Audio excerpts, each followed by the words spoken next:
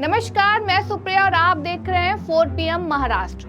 लोकसभा चुनाव को लेकर देश का सियासी तापमान आए दिन बढ़ता जा रहा है। 7 चरणों में होने वाले लोकसभा चुनाव के पहले चरण का मतदान 19 अप्रैल को ही होना है, जिसमें अब लगभग एक हफ्ते का समय बाकी रह गया है। इसलिए राजनीतिक दलों और उनके नेताओं द्वारा चुनावी प्रचार प्रसार भी काफी तेज हो गया है। हर राजनीतिक दल के बड़े बड़े चेहरे देश के कोने कोने में जाकर अपने दल व अपने प्रत्याशी के लिए चुनावी जनसभाएं कर रहे हैं और अपने अपने वादों से जनता को लुभाने का प्रयास कर रहे हैं। तो वहीं नेताओं द्वारा एक दूसरे पर सियासी हमले और राजनीतिक बयानबाजी भी काफी तेज हो गई है। इस बीच महाराष्ट्र में भी सियासी पारा हाई है और प्रदेश की सियासत आए दिन एक नया रूप ले रही है। आए दिन हो रहे सियासी घटनाक्रम में बदलाव को देखते हुए प्रदेश में सभी राजनीतिक दल काफी सक्रिय हो गए हैं। लेकिन इस बीच प्रदेश के सत्ताधारी गठबंधन महायुति में अब तक सीट बंटवारे को लेकर आपसी सहमति नहीं बन पाई है और अब तक गठबंधन में शामिल तीनों दलों भाजपा, शिवसेना, शिंदे गुट और अजीत पवार की एनसीपी के बीच सीट बंटवारा नहीं हो पाया है। जबकि दूसरी ओर विपक्षी गठबंधन महाविकास अघाड़ी में कांग्रेस शरद पवार की एनसीपी और शिवसेना यूबीटी के बीच सीट शेयरिंग हो चुकी है। तीनों दलों के बीच हुए सीट बंटवारे के तहत प्रदेश की 48 लोकसभा सीटों में सबसे अधिक 21 सीटें उद्धव ठाकरे की शिवसेना को दी गई हैं, जबकि दूसरे नंबर पे 17 सीटें कांग्रेस के पास है और शरद पवार के एनसीपी को गठबंधन के तहत 10 सीटें दी गई हैं। ऐसे में महाविकास अघाड़ी ने तो अपना सीट बंटवारा कर लिया है, लेकिन सत्ता में होने के बावजूद महायुति में अब तक सीट बंटवारा न हो पाना भाजपा और पूरे सत्ता पक्ष के लिए काफी चिंताजनक स्थिति है। वो भी तब जब विपक्षी गठबंधन में सीट शेयरिंग का ऐलान हो चुका है और विपक्षी दल अपनी अपनी तैयारियों में भी जुट गए हैं। दरअसल महायुति में सीट बंटवारे पर पेच इसलिए भी फंसा हुआ है क्योंकि गठबंधन में भाजपा अपना वर्चस्व चाहती है। यही वजह है कि भाजपा अपने सहयोगी दलों के लिए ज्यादा सीटें छोड़ने को तैयार ही नहीं हो रही है। तो वहीं सहयोगी दल शिवसेना, शिंदे गुट व अजीत पवार भी अपने अपने लिए मनचाही सीटें चाह रहे हैं। दरअसल शिवसेना और एनसीपी के बांटने के बाद अब इन दोनों की इच्छाएं पिछले चुनाव में जो सीटें संयुक्त शिवसेना व एनसीपी के पास थी उन्हें भी अपने पास लेने की है, लेकिन भाजपा है कि वो इन सहयोगी दलों को वो सीटें देने को तैयार ही नहीं है और ना ही गठबंधन में ज्यादा सीटें देना चाह रही है। यही वजह है कि महायुति में अभी तक सीट बंटवारे को लेकर रैंच मची हुई है और तीनों दल किसी नतीजे पर पहुंच नहीं सके हैं। लेकिन अब जब लोकसभा चुनाव के पहले चरण के मतदान में सिर्फ एक हफ्ते का ही समय बाकी रह गया है, तब तक महायुति में सीट बंटवारा फाइनल ना हो पाना पूरे सत्ता पक्ष के लिए काफी चिंता की बात है। दरअसल भाजपा व महायुति के दलों की ओर से ये तो कई दिनों से कहा जा रहा है कि सीट बंटवारा तय हो गया है, सब कुछ ठीक है, बस औपचारिक ऐलान होना बाकी है। लेकिन सवाल ये है कि ये आखिर औपचारिक ऐलान होगा कब? क्या चुनाव होने के बाद औपचारिक ऐलान करने का इरादा है महायुति का?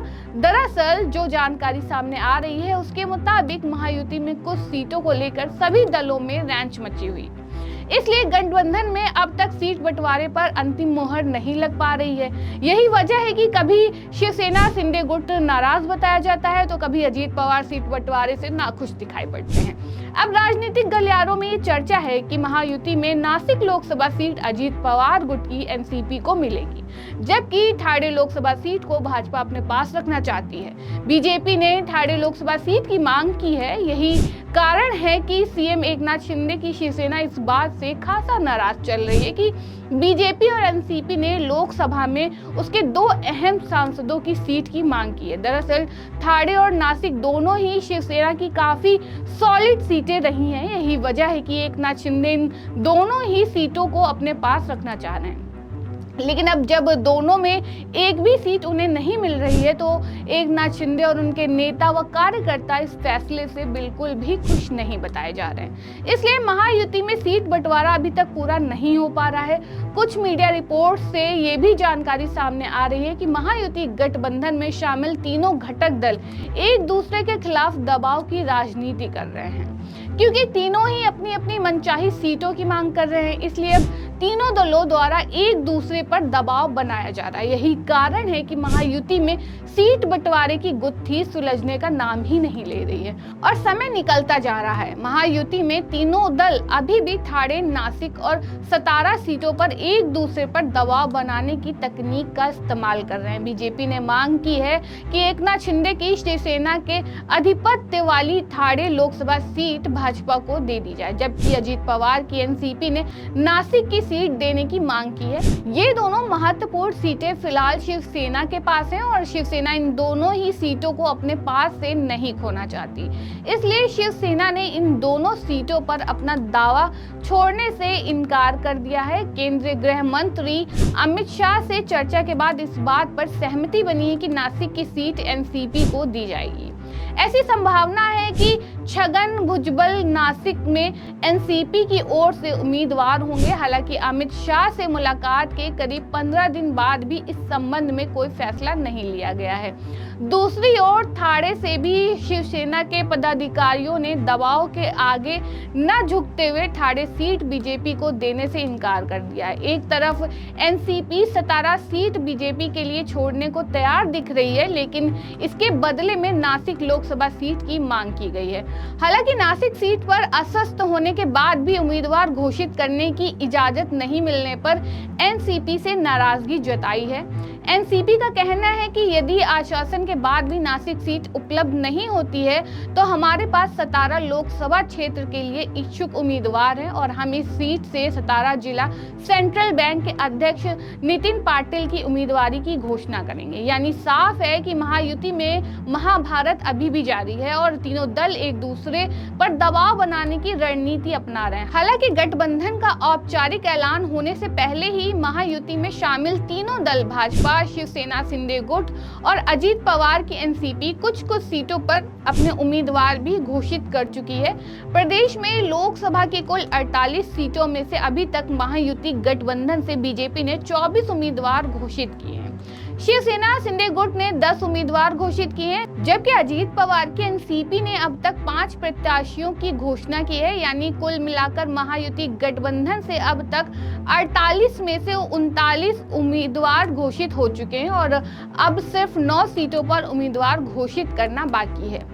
सूत्रों से मिली जानकारी के अनुसार बीजेपी का जिन सीटों पर चुनाव लड़ना तय माना जा रहा है उनमें सिंधुदुर्ग, रत्नागिरी, दक्षिण मुंबई, उत्तर मध्य मुंबई, पालघर, सतारा पर उम्मीदवार घोषित होना बाकी है। वहीं एकनाथ शिंदे की शिवसेना ठाणे, छत्रपति संभाजीनगर, औरंगाबाद, मुंबई नॉर्थ वेस्ट पर उम्मीदवार घोषित कर सकती है। हालांकि ठाणे लोकसभा सीट को लेकर भी पेच फंसा हुआ है, जबकि अजीत पवार एनसीपी गुट को महाराष्ट्र में 6 सीटें मिलने की संभावना है। उन्हें एक सीट लक्षद्वीप की भी मिल सकती है। बारामती, शिरूर, रायगढ़, धाराशिव, पलभड़ी एनसीपी अजीत पवार पार्टी के कोटे से 2 सीटें, सपोर्टेड राष्ट्रीय समाज पार्टी लक्षद्वीप की सीटें भी अजीत पवार गुट को दी गई हैं। फिलहाल महायुति में सीट बंटवारे पर महाभारत अभी भी जारी है, जबकि उम्मीदवारों की भी घोषणा दलों द्वारा की जा रही है। ऐसे में चुनाव बिल्कुल सिर पर होने के बाद भी सीट बंटवारा फाइनल ना कर पाना भाजपा और पूरे सत्ता पक्ष के लिए एक बड़ा सिरदर्द बन रहा है, क्योंकि वैसे भी महाराष्ट्र में बीजेपी और उसके सहयोगी दलों की हालत काफी खराब है। अब देखना होगा आगे कि क्या होता है। इस खबर में फिलहाल इतना ही। देखते रहिए 4 PM महाराष्ट्र। धन्यवाद।